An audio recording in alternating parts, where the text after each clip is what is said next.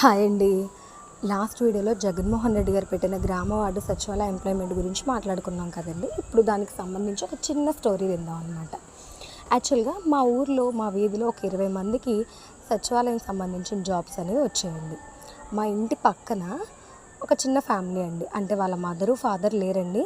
ఒక అన్నయ్య, అలాగే ఆ అన్నయ్యకి ఒక ముగ్గురు చెల్లెళ్ళు ఉన్నారనమాట. సో ఆ అన్నయ్య ఏంటంటే చిన్నప్పటి నుంచి వాళ్ళ ఫాదర్ మదర్ లేరండి. ఆ అన్నయ్య కష్టపడి చదువుకుంటూ, అలాగే ఆ అన్నయ్య ఆ పనులు ఈ పనులు చేసుకుంటూ ముగ్గురిని అలాగే దగ్గరగా జాగ్రత్తగా చూసుకున్నాడండి.